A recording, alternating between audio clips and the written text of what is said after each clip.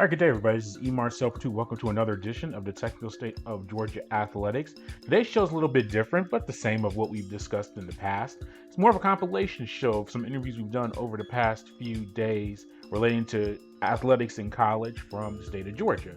But we will start with Georgia Tech men's basketball and their win over Miami in a men's basketball tournament, and some latest news coming from Greensboro in that regard. We'll also play our interviews with Georgia Tech women's tennis head coach Rodney Harmon, Georgia State men's tennis player Kevin Huynh, our beach volleyball interview from Georgia State with Beth Van Fleet, and then wrap it up with our interview with Roger Kincaid from Georgia State softball. But as always, if you want to follow everything that we're doing, head to thesportsinquirer.net, and beyond that site, all these interviews that you're hearing and things that we have along those lines, you can get all of that on our site directly. And that is a great way to, if you like something that we heard and want to hear the full snippets of it and see the video of it. We're only doing the audio portions of the content, but we also have video. Make sure you check that out on the site. You can also go to our social media platforms, Twitter, Instagram, and Facebook under Sports Inquirer. And then finally, subscribe to us on YouTube, SoundCloud, Spotify, Google Podcasts, iTunes, and wherever you get your audio and video content under Sports Inquirer. All right, we'll start with the Georgia Tech men's basketball team and their performance so far at the ACC Tournament. They were able to win their quarterfinal contest but we're recording this on March 12th. I always like to say the date that we're recording the show whenever we do these, just for archival purposes personally, and then also just reference points when I make some notes of things that are going on. So we're recording this on March 12th, 2021. The Yellow Jackets were able to defeat Miami yesterday on Thursday, March 11th, 70-66, as I said, in the quarterfinals of the ACC tournament. Big performance from Jordan Usher. He had 13 of his 15 points in the second half, including the game-clinching dunk that was created by a nice pass by Jose Alvarado, who saved the ball from going out of bounds late in the contest and went to Jordan Usher. He was able to jam it in and secured a victory for the Yellow Jackets. Now, Miami was making a comeback effort, and Cameron McGusty's three-pointer with 32 seconds left got Miami within 2 points. But however, when after Miami foul, Alvarado was able to save a poor inbounds pass that was going out of bounds, and he passed it to Bubba Parham. And Parham actually was the one who passed it. Parham passed it back to Alvarado, and Alvarado was the one who was able to throw the ball down the court and find Usher for the winning jam. All of that's gone over with Josh Pastner, head coach of the team, and he was able to speak with the media following the victory, and here he is. Yeah, just first of all, I want to give Miami a lot of credit. Coach Larinaga and his team is really good, and they've been playing so well. And they got guys that can just flat out put the ball in the basket. I knew we were going to struggle early. And it wasn't that we struggled. We only had 2 turnovers. I thought we played the right way. We just have good energy. Thought we were a little tight in the sense just we hadn't been on the arena. It looked like we were off a week from playing. But we responded in the second half. We got stops. I thought some of our guys made huge plays. I jumped Jordan Usher at halftime. He took it like an elite player and came out the second half and was really good, really good. Jose was just tough as nails. Michael DeVoe has just continued to hit big shot after big shot for us in key times. I thought Bubba Parham hit big shots for us both the first half and second half. Kyle Sturdivant gave us great minutes, hit a big 3 first half, and then did a good job against the press the second half there when we needed that. Khalid Moore just really good defensively, really good, and hit some big shots late. I thought Rodney Howard gave us great minutes. Look, Moses Wright did not play well. And I told Moses he's got to flush that down the toilet and be better tomorrow. But Moses didn't have a good game, but it shows the type of team we have, that we're still able to win, even when a guy like Moses is not able to have one of his better games. But it's a great thing for Georgia Tech. You're playing in the semifinals of the ACC tournament. A couple years ago, I've been coming to these a couple years previously just to see the other things. And I've always said getting to the semifinals of the ACC tournaments like playing in a mini Final Four. It's really special, and we got a great opportunity against a great team in Virginia, and excited to have an opportunity tomorrow to play them. Moses Wright, the ACC Player of the Year, who came into the contest averaging 18 points and 8 rebounds, really struggled with foul issues throughout the contest. And he sat out about 8 minutes in the second half with 4 fouls and actually fouled out of the contest with only 7 points. So with him struggling to stay on the court with foul trouble and scoring, Usher was a big contributor as well as Alvarado. And here is Usher, Jordan Usher, on the victory and his contributions to it. A relief, man. That really we really felt the relief after just getting done with the regular season with Wake Forest. We knew we were going to come out a little stiff because we haven't played in almost a week, but just it's more of just like appreciating the moment and just knowing how good GT basketball is. And when we're firing on all cylinders, like I think we played a pretty poor overall game and we still came out with the win. And Moses had one of his only off nights, and I told him, I was like, I'd rather it come now than when we're trying to play for the Elite Eight or something later on the line. So I just throw that in the trash and get to the next one. So not really relief, but just more excitement, just what's next for us. And here's Alvarado, the ACC Defensive Player of the Year. Who we're going to hear from him. He had 13 points along with Michael DeVoe. He also had 13, and DeVoe actually had 7 assists as well. Scary moment for Alvarado, though, with about 3 minutes left in the first half. He banged knees with Miami's Isaiah Wong and had to be helped off the court. He's been in major pain. He's been dealing with some injury issues throughout the season, but really the past few weeks with his knees and he twisted his ankle later on in the contest as well. So he has been struggling. He has been staying on the court and doing a good job in that regard, but he actually did address just that knee injury scare and him physically trying to hold up through this part of the season. Obviously, like you said, it was pretty scary even to me when it hit it. It hurted so bad that I actually got a little worried. But as I was walking off and as I was in the training room, as my adrenaline kicked in, calmed down, and just the pain just went down a little bit, so I knew it wasn't that serious. And we got and it just as I walked it off, I was like, all right, I want to play, and then that's about it. And when I came in the second half, my knee could hurt. Not tomorrow. It can't hurt tomorrow. It can't hurt Saturday. It can hurt Sunday. It can't hurt today though. It can't. I told myself that it just can't hurt right now. So I tried to dial in, and my brothers had my back, and they just made me look good when I was out there. Yeah, and that victory over Miami snapped a 4-game losing streak in the ACC tournament for Georgia Tech. Their last victory in the tournament came in 2016 with the overtime win over Clemson. And that tournament was actually in Washington, D.C. And remember, last year, they did not participate in the ACC tournament. And the tournament was canceled, obviously with the pandemic and everything going on there, but they didn't even qualify to be in that tournament. So they were in rough shape there. So they're now 1-3 in ACC tournament play under head coach Josh Pastner. And here is Pastner. Actually, no, we heard from Pastner. Here's from Alvarado on the victory itself. It's special. This is my first game winning an ACC tournament since I've been here 4 years. Obviously, it's special. And Miami's a good team. This is a good win for us.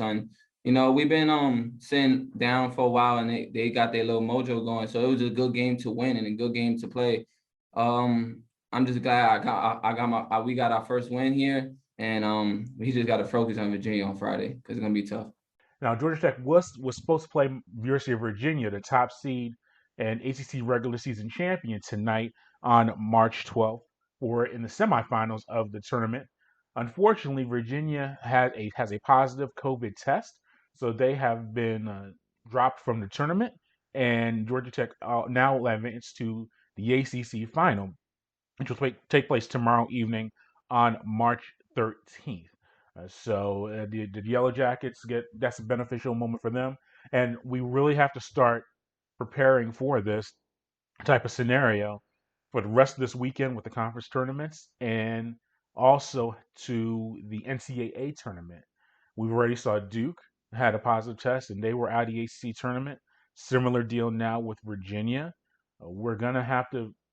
It may even get to the point where a team may be in the Sweet 16 or in the Elite Eight or even the Final Four, and they cannot play in their game due to a positive COVID test. Now, we know that the NCAA is making changes to that. Well, what they're doing, the bubble, we're talking the men's tournament, and they're going to be in Indianapolis and playing in that surrounding area. but I have a feeling that we're going to have a team or two, and I don't want it, but I think we're going to have a team or two be eliminated from the NCAA tournament because of a positive test. And it's not their fault at all. I'm not blaming anybody. I think the teams and the coaches and players and administrations have done a very good job trying to be proactive and trying to protect themselves. But this is in your world, if you're listening to this, it's unavoidable, the pandemic and COVID and everyone. I can't think of one person, either personally or that I know that hasn't either tested positive or know someone has positive and things like that. So it's something that everyone's trying to deal with and things like that. But in the end, Georgia Tech does get the benefit of the Virginia positive test from the team, and they're going to be in the finals. And we'll have a full recap of that on our upcoming show. Let's get to our interviews that we've done over the past week. Really good week of getting some people from around the college scene in Metro Atlanta to speak with us. We'll start off with Georgia Tech women's tennis head coach Rodney Harmon. Our first time speaking with them. It was a really good conversation. The Yellow Jackets are going to play Duke this week, Duke in North Carolina this weekend, and we were able to speak with Coach Harmon about that. The Yellow Jackets had a very good 4-3 win at North Carolina State last weekend, and I was able to speak with someone there about the doubles pairs and freshman Carol Lee securing the win with a three-set victory in that NC State contest.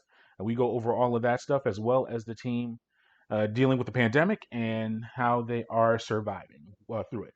So here is Coach Harmon. All right. Okay. Great.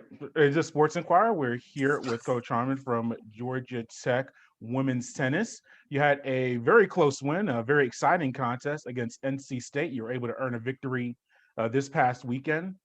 Just overall thoughts on that performance and what you saw from the team. Every conference match is really tough, and especially when you play them on the road. So each time you just try to prepare as best you can. NC State has a really good team. They have 4 ranked players in singles. They're 1 through 4 are all ranked. I think they're 1 through 3 are all top 30 or top 40. So you know what it's a tough match is going to be at the top. And then their top 2 doubles teams are ranked number 2 and number 15 in the country. So it's going to be a pretty tough assignment when you play them, especially at their place. So we just knew that we were going to have to play with a high level of motion and focus and discipline. And it started in doubles. I thought we played really well in doubles. Our number 1 team is probably 4 or 5 in the country. So it was really a top 5 battle at the top. And then we're just trying to find a way to win at 2 or 3. And so once our 1 team, they played exceptionally well. Kenya and Vicky played exceptionally well. And they were able to win that match. And then our 2 team got out ahead of their 2 team, but then they came back and was back and forth the whole way to the tiebreaker. And then we were able to pull out the tiebreaker at 2. So winning the doubles point set the stage, I thought, for us was really important because it's hard to win 4 singles matches against anyone's really good team. So, I thought that set the stage. Yeah, you mentioned Kenya Jones and Victoria Flores. They were able to win their doubles match against a top 5 ranked national team. You teamed Ava and Pastner and Gia Cohen together, I think for the first time as a unit, and they were able to get that second doubles win for you. What led to that pairing, and what did you see from that group to maybe use them further along the line? Well, I felt like the day before we didn't play very well in doubles, and we needed to make a switch. And I have toyed with playing those 2 together in the past.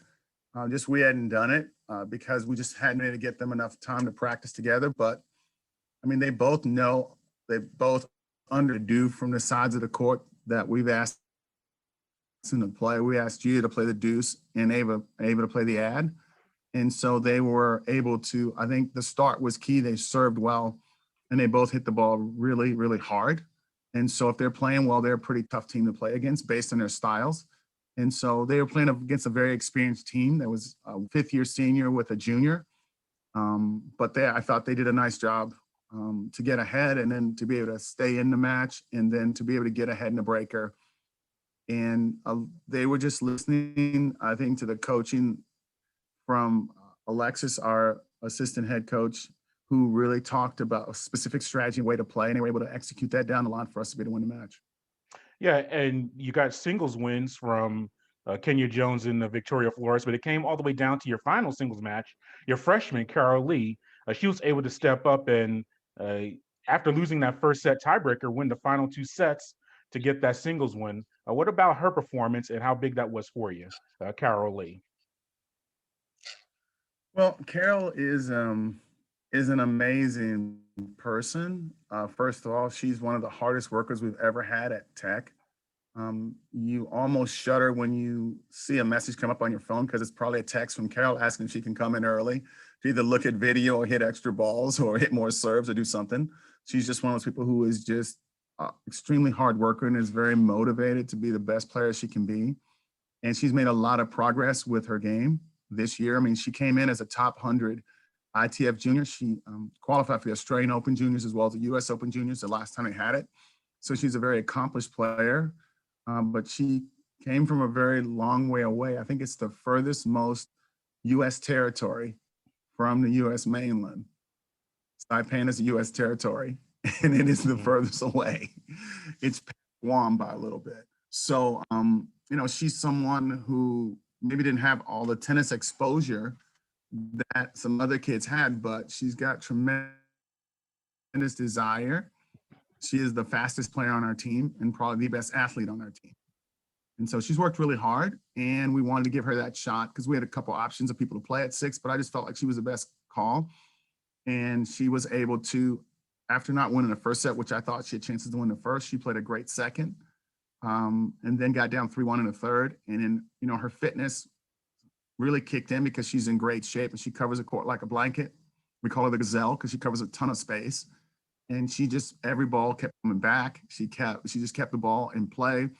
She kept her depth, and she was able to also play offense when she needed to. And she ran off 4 straight games to go up 5-3. Her opponent served a good game at 5-4, but then she was able to close it down. The last point was a 15 or 16 ball rally where, I mean, if it's goes past about 6-7 balls, you know, Carol will stay in it mentally. And obviously she has the court to be able to play extended long rallies. And I think, you know, she forced her opponent into making an error on 14 to 15th ball. So we're just really happy for her. So that was a great, really good win for us. So we just hopefully take some of that momentum in this weekend. Yeah, before we get to Duke and North Carolina this weekend at home, I've asked all my spring coaches, how is the team feeling right now? One, to be back on the court, and as we speak right now, try to get a full season in after everything last year. And how are they physically? Because the training, I'm sure, was not your normal fall preparation for the spring season. So physically, how are they holding up so far? You know, I mean, I think physically we're doing okay because so much of our season so far has been indoors. So we've just gotten outdoors for maybe 3 or 4 matches. When you play outside is when it becomes very, very physical.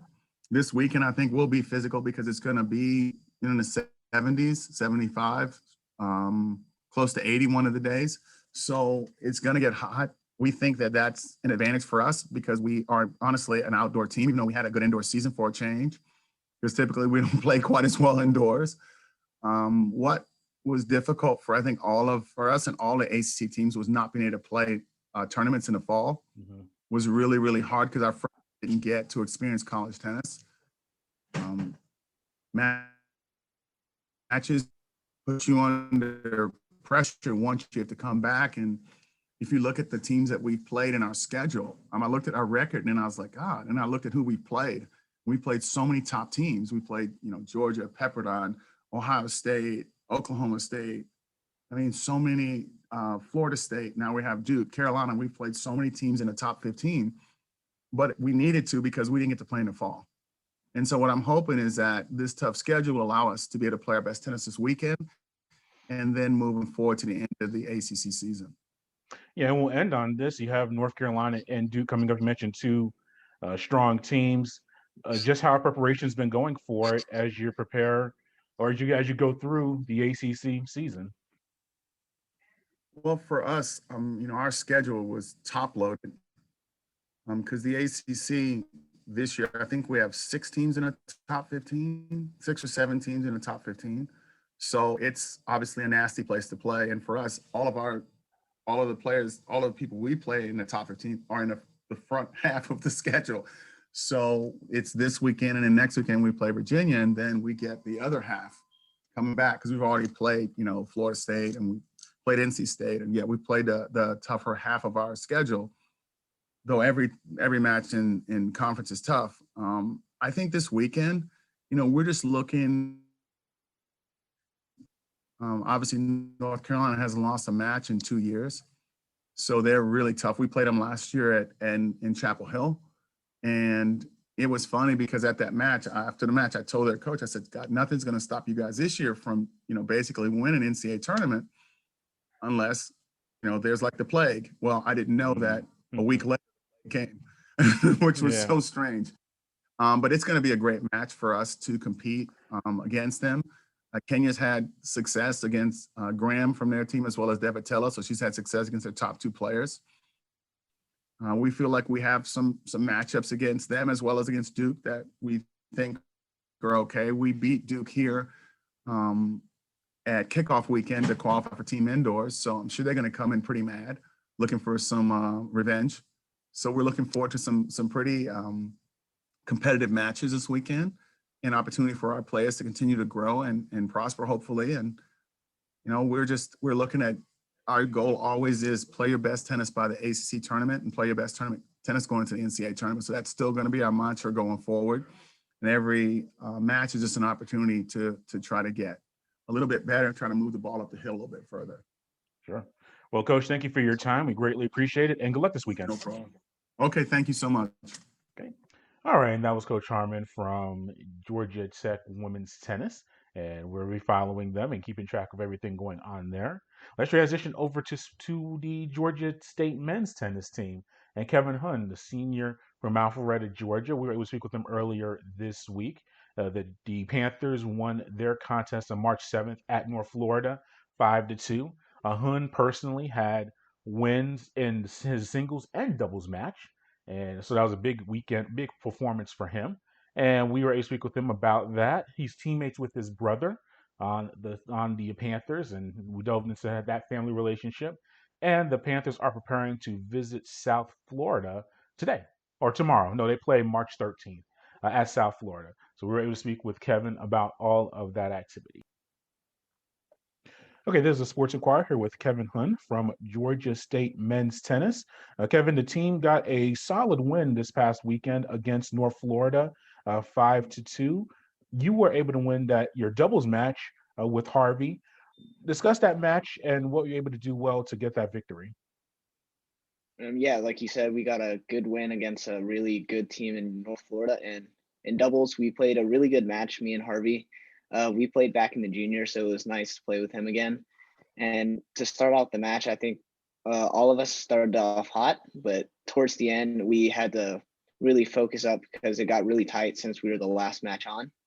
And once we got down to the basics, we started calling our plays and really serving well and playing like we usually do in practice, and we ended up getting the victory. Was this your first time? Lisa mentioned you played in the juniors. Was this your first time playing with them in competition as far as with Georgia State? No, we've actually played the past 3 matches, and I think we're 3-1 now. So that's what I thought. Yeah, pretty good. Okay, but you say you played with them in juniors. How much of an advantage is that, having some prior experience with them heading into this year? So I played with them in the juniors, and I think it's our chemistry that we built up growing up and playing with each other really helped us in college, because we started the year not playing together, and now that we're playing together, it feels like we just picked up right where we left off in juniors, and like there's no real disconnect. We know where we like to play and what he likes to do and what I like to do, and it's really nice to have that chemistry again. Yeah, and you were able to pick up the singles win as well, 6-4, 6-4, to clinch the team victory. What about your individual match and your victory? That individual match, like you said, was my first singles match of the year, and I was going into the match, I was really nervous because I really haven't played singles much this year, but it's a credit to Wolf because he got us really prepared for a match. And like he said in the past, we have a really deep team and everyone can play at six, or anyone can play at singles. So it was my time to step up, and I felt like he got us really prepared to do that. And I was really happy to come out with the victory and clinch it for the team. Yeah, what led to that being your first singles match? Was it just the different players ahead of you? Well, you're just trying to work your way into playing singles competition. Why was that your first singles contest?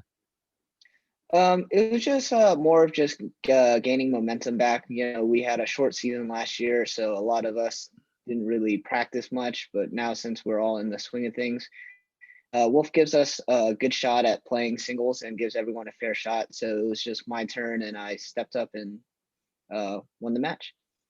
Yeah, how has the team adjusted to this year? You said you had a short spring season for all the reasons we already know, but now you're 4-4 in the year. Looks like you've been able to get some matches. And how does the team feel now in 2021, finally playing matches again?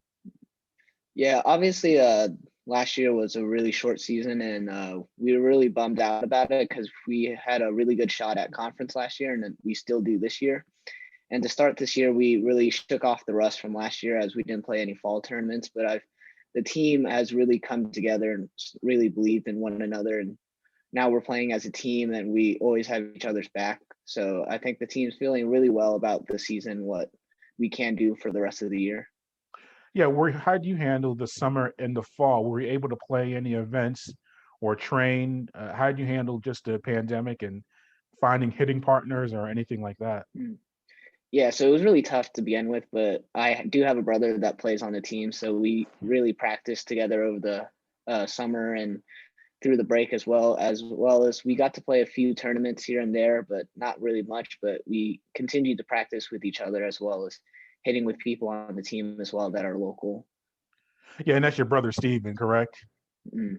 Yeah, Yes, sir. what is that like having your brother on the team and being able to work with each other and just get better together? It's really fun actually because I always feel like I have someone there for me, no matter what, because he's always there, and we've basically played tennis together through the juniors as well. We used to play doubles as well, and for him to come to Georgia State with me and play with me is a real honor. And we'll both start our careers together and as well as end our careers together. So that's a really nice thing to look forward to. Yeah, was that a package deal when you were doing recruiting? You're from Alpharetta, so North Fulton area. Were you trying to stay local and play with your brother as far as continuing your career? Yeah, I think that factored into it. I really wanted to stay local. My parents really wanted me to stay here as well as have my brother on the team. So it was really nice because they come out and watch, and obviously for senior day, they'll come out and watch our last matches together. So that's really nice. Yeah, and you're marching along through the regular season. Next up is going to be North Florida, or South Florida, excuse me, Mm. and Stetson. So you head down to the state of Florida once again. Just how's the team doing right now, and as far as preparations for this upcoming weekend? Oh yeah, so we go down to South Florida, I think Friday, and then we play South Florida first, then Stetson. Mhm. And this week we are riding the momentum from North Florida. I feel like we all played really well that match, and we're continuing to build on that. And we're gonna work out a few things that Wolf told us that we didn't do so well, and we're trying to fix that and try to do our best against a really tough team in South Florida Are you as well expecting as to, Stetson. yeah, are you expecting to get another singles match? You're hoping for that at least, since you I'm put together a hoping, pretty yes, pretty sir. good weekend. Yes, sir. I'm hoping to play against South Florida. Yeah, do you talk? You mentioned Coach Wolf, Jonathan Wolf, the Mhm. head coach of the team. What's your communication like with them as far as setting these matches up? And do you tell them that I'm feeling good, or I could be good in this spot, or I can team up with this guy? How do you work that team setup with Coach Wolf? Yeah, so Coach Wolf really does everything in our best interest. He'll always get us prepared, and no matter who's playing, we'll always have each other's back because he's doing whatever's best for the team, and whatever lineup he puts out, we always back him, and we know he has our best interest in heart, and he'll get us ready to play for the match, no matter who's playing at six, whether it be me, Patrick, Diego, Steven, or any of them. We all know that each one, every one of us could play there, and no matter who play, we're always going to have his back. Well, Kevin, thank you for your time once again, and safe travels to Florida. Thank you. Thank you for having me on. All right, we thank Kevin for speaking with us, and we got some good content from him. Let's move on to Georgia State beach volleyball with Beth Van Fleet. The Panthers are in the middle of their season. We actually spoke with her before their matches yesterday or 2 days ago. They had the Day of Duels, which is their event on March 10th. We're able to speak with her on March 9th about preparing for those dual contests and also their wins over Florida Atlantic and Houston earlier, or actually this past weekend, and facing the top two teams in the nation as well in Florida State and LSU. And we went over all of that and her different team pairings and how things went there. So here is Beth Van Fleet from Georgia State Beach Volleyball. Hey, this is Sports Choir Emar Sopertu, and we're here with Beth Van Fleet, the head coach of Georgia State Beach Volleyball. The team was in Louisiana this past weekend for the Tiger Beach Challenge. We'll start with the wins. You beat Houston Baptist and FAU, another nationally ranked team. And just overall impressions of how your teams performed in those two contests. Yes. Thank you so much for having me back. We really showed up at LSU this past weekend. I know that we talked a lot with our team after the first weekend in Florida State about opportunities and how to make the most of them and to really pursue them and chase them and fight hard for every point. And that's something that our team normally does very, very well. And it was incredible to see how much heart and how much grit and how much determination we had going into this weekend. We know that HBU is always generally underrated and overlooked. Like, they're a very good program and they are super scrappy. They're a well-trained team. And so they aren't nationally ranked, but they are definitely a competitive team. And so that was a great way to start our weekend, playing against them and playing at a high level. And then getting to play FAU was awesome. I know we've played FAU for so many years and it's always so close. And the dual score was 4-1, but within each game, it was a very close match. And so playing against FAU, we just always match up so well with each other. And I don't know the stats, but I bet we're at it's probably 50-50 with who wins. And so it was nice to get it this year early in the season. We'll definitely see them again later in the season at conference. Yeah, you had three pairs go undefeated: Eden and Maddie, Olivia, and other Maddie Johnson. And the third Maddie, you have a lot of Maddies, Maddie Gordon and Yes. Becky. Those three teams went undefeated on that first day. Just what about those groupings and how they performed? Those pairings. So it was really great to see. And those pairings have been working together for a while this semester as well. So Eden and Delmo and the ones have played together now for like 2.5 years, 3 years. So they are very comfortable and they continue to get better every time they play together, which is really fun to watch. Olivia and Maddie Johnson they're a new partnership for us, but both of them have been extremely committed to their partnership and figuring out how to bring out the best in each other. And it's neat to see them develop that and grow that confidence base each weekend. And then with Becky and Gordo, they are just all heart, and they have played together now for about 2 years as well. And they thrive under pressure. And so it was really great having those three pairs be so steady for us. And then both Kel and Meg and Kate and Bella also played very, very well and improved tremendously over the weekend as well. I'll say Bella and Kate, you paired them together for the first time this year, and they lost the first match, but I believe won the second one. What about that pairing? Yeah. And what led to bringing them together? So we're just looking at our partnerships from a little bit of a different perspective this year than we have in the past. We always put a lot of emphasis on chemistry and communication styles under pressure, and we still are looking at that. But we're also looking at some of the metrics with regard to in-system passing on serve receive and ability to side out. And so those are some pairs that we've kind of put together a little bit more from a numbers standpoint. And they've just been so consistent in their performances with passing and siding out. And then also obviously playing defense. But both of those two pairs are brand new for us. And so they're still developing that chemistry. Yeah, and then the next day you face Florida State and host LSU, the top two ranked teams in the country, and drop the contest. What can you take from those matchups and facing that type of competition this time of year? Yeah. So those matches were so much fun. Like getting to play teams that are so highly recognized and highly ranked early in the season. You have nothing to lose against those teams. And so it was really, really inspiring to watch our athletes show up and play as hard as they could for each other, and not necessarily harder, but also playing smarter and implementing strategy and taking some risks and finding new ways to score. Anytime you get to play a team or a program that has that stability, I think it's such a great problem solving opportunity for us, and we're able to improve our level of play tremendously. And the FSU match was a lot of fun.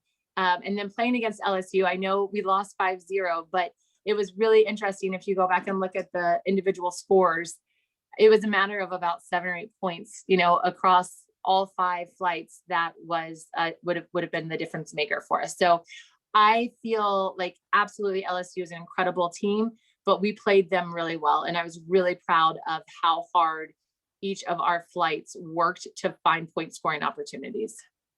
Yeah, and you have a quick turnaround. You're playing tomorrow, Wednesday, March 10th, in the Yes. GSU Beach Volleyball Complex, your day of duels. So you're going to face Coastal Carolina, Chattanooga, and Mercer. So 3 matches all in one day. Is this normally the time of year you would maybe have this type of event, and having these 3 matches in one day, especially midweek? And how are preparations going for it for the team? Yeah. So that's a great question. We run this tournament every year. So I think this is like I think we've been doing it since the first one. So this would be our 9th year doing this. And it's a great opportunity just to get in some midweek games. A lot of the rankings, when you're looking at teams' records, it's nice to have a boost, just a higher quantity of games earlier in the season. Just because our bodies are still fresh and working, so that later in the season, as other teams are starting to ramp up and play a little bit more, we can be playing at just 4 matches or 5 matches per weekend. And so kind of limiting some of that wear and tear getting into the conference tournament and then the national championships. So it is very normal for us. It's a lot of fun. We're super excited. The weather looks like it's going to cooperate this year. And having Mercer, so Mercer comes to this event pretty regularly, and it's so much fun having them here, because so many of the athletes on their team have ties to Atlanta. And so in the past, it's been, a big crowd. Obviously this year we are open to the public, but the crowd size will be limited, mostly to fans and our friends and family, but there will be some fans allowed. But that's always a fun match. And we do that one at night underneath the lights. And it's just always a great matchup, a nice in-state rival. So excited to have Coastal Carolina here this year as well. We play them first thing tomorrow morning, and they've started their season off on a great note. So trying to prepare today just for 3 teams that we have not yet seen this season, with UTC coming in as well. It will be UTC's first tournament of the year, so we don't know anything about them yet. So it'll be fun to just see how we can adjust in the moment, because we won't have a lot of information on any of these schools before we get to play them tomorrow. Yeah, and it was the first match you said like early in the morning, and then the second one's going to be when the sun's down. Just how do you physically prepare the team to be on the court for 7-8 hours? Probably not playing the whole time, but having to be mentally engaged during the entire time. Yeah, so with COVID protocols this year, we are going to play our first match, and then we're going to let all of them go home. So we're going to let them kind of mentally check out and not necessarily, go take naps, but they will be able to go back to their apartments and relax and do treatment. And then they'll come back around 3:00. So in a sense, it's like a double day for practice mentality of you wake up in the morning, you do your job, you do your practice or your lift, and then you go through your day, and then you come back and have practice in the afternoon. So that format isn't all that foreign to us. It's just that now it's going to be competition instead of lifting in the morning and then practicing in the afternoon. Okay. Well, thank you for your time, Coach Van Fleet, and we'll be in touch and keeping track of everything that's going on. Thank you so much for following us this season, Marcel. It's great to talk to you. All right. Thank you. Likewise. All right. And we'll conclude our interviews with Georgia State softball head coach, Roger Kincaid. The Panthers were coming off of road victories over North Florida and Florida A&M this past weekend in Jacksonville, Florida, and they were preparing to face nationally ranked Georgia on March 10th. We caught up with Coach Kincaid on March 9th, day before that contest. about those wins in Jacksonville preparing for Georgia, and really the hitting and pitching of the Panthers that has developed over the past few weeks. So here is Roger Kincaid. Okay, this is Sports Inquirer, E. Marcel Pursuit, and we're here with Roger Kincaid, the head coach of Georgia State softball. Your team went to Florida and split some contests. And we'll start with the victory over North Florida on March 7th. You were able to win 13-7. Big day for Sophie Mooney in the circle and at the batter's box. Just what about her? I mean, she was able to hit a home run in the contest, driving 5 runs, threw some solid innings for you. Just what about her two-way performance for you in that victory? Well, it's a great thing when you can have a pitcher, Marcel, that can hit, because it's like getting 2 players for one. And she's definitely a good hitter. She's one of our top, hitters in our lineup. It's great to see her get going, barrel up some balls, because we know that she's more than capable of doing it. And she pitched well in the circle, had a little adversity in the first inning. And, the whole team did. We made 2 errors in the first inning, and I was not happy with that. Had a little prayer meeting with them out on the field, and they responded, which I was really, really proud of, me challenging them and then them coming out and responded. But Sophie had a great day. Very pleased with that. It seems that sometimes when she doesn't have a great day in the circle, it might affect her at the plate. So I'm always pleased when she has a great day in the circle, and it reflects that way when she hits too. But she's a sophomore, played half a season last year, third of the season. So she's like a freshman, really and truly. And we look for big things from her, going forward. Your bats have been so strong this year. Also in that contest, Daisy Hess and Bailey Richardson each had 3 hits. Hess has 20 RBIs so far this season, which is the most of the first kind of quarter of the season by a player in several years. What about the bats just scoring all of these runs that the team has been able to produce so far this year? Well, it takes a lot of pressure off the pitchers when you can do that, which is great because it allows them to throw free and easy. And, there's 3 phases to the game: defense, offense, and pitching. And we want them all 3 clicking. But, sometimes that doesn't work. And when you can score runs, you can win a lot of games that you're probably not supposed to, because the other 2 phases are not doing well. I'm still not pleased with our defensive performance. We're still making too many errors. A lot of them are unforced errors, so they're mental, not a physical thing. So we got to clean that up. I mean, we won the game handily, but we also made 4 errors in the game, and that's not acceptable. That's not championship level defense, and we got to clean that up. So they know that. And my kids respond whenever they need to. So I look for them, this week and this weekend to come out and play really good defense. But as far as the bats, man, it's great to see. This being in sports, when you score runs, you generate excitement. When you generate excitement, everybody's happy. There's enthusiasm. Everybody's alive and playing well. So that's what scoring runs does for you and your team. It gets everybody engaged and gets them up and yelling and screaming and having fun. And at the end of the day, we're playing a game and we need to have fun. So, I emphasize that to the kids. You mentioned the 4 errors and your struggles on the defensive end. How do you solve that? Do you practice more? Do you put yourself in more situational just preparation? How do you handle just the errors and trying to improve your defense? Yeah, well, we can't practice more because the NCAA limits what we can do. So, we use the hours we can use.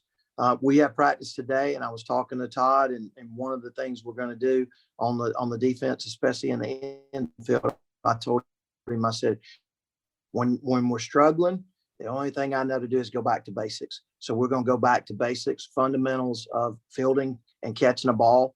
I know that sounds basic and asinine, but sometimes an athlete needs to be reminded, okay, this is step 1, this is step 2, etc. So we're going to do a lot of fundamental work today in preparation for Wednesday's game, and I look for that to pay off and us to play good, as far as the defense is concerned.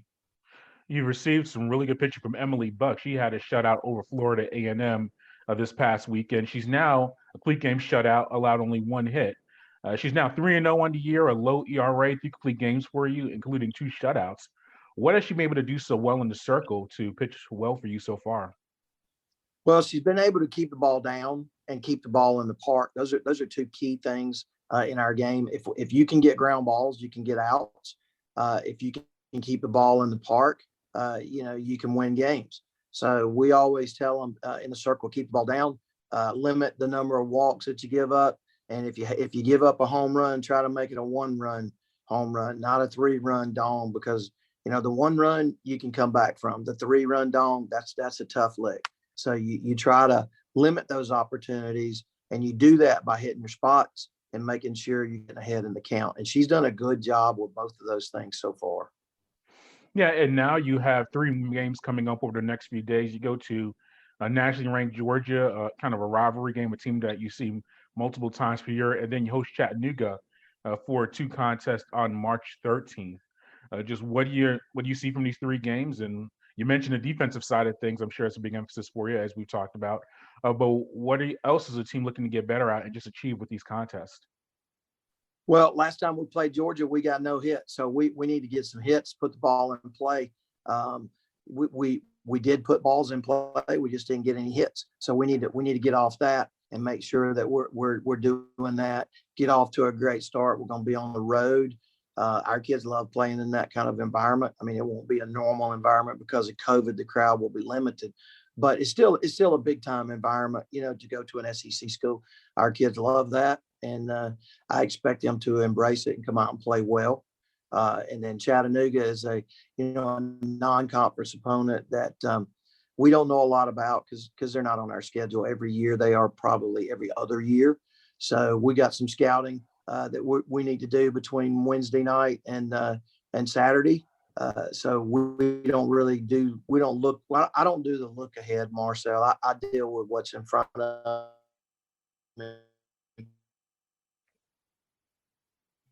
And yesterday, off day, watching 3 of Georgia's games from start to finish. So we got a pretty good idea what they do and what they're about. So I think we'll be prepared for that. And that concludes today's show. Thanks for listening to us. We will be doing another technical state next week. And good news is our next show, we will know where some of the postseason teams, where some of the local programs will be in the postseason, specifically Georgia Tech's men's and women's basketball teams. They should be in the NCAA tournament. Georgia State men's basketball may have a postseason opportunity. We'll see what happens there and anything else that's going on. And we'll be able to preview really the entire NCAA men's and women's basketball tournaments. We'll have the full brackets. We'll do a breakdown of that and where teams lie in that regard. Once again, as always, just search for us on the Sports Inquirer on our site, sportsinquirer.net, and then also go to our social media platforms and our on Twitter, Instagram, and Facebook. And also go to your audio providers or for your podcast and video, starting with YouTube, SoundCloud, Spotify, Google Podcasts, iTunes, and other entities. We're out there. Just give us a search and check us out and give us a chance, and we'll give you some good content as always. Until next time, good fight, good night, be safe.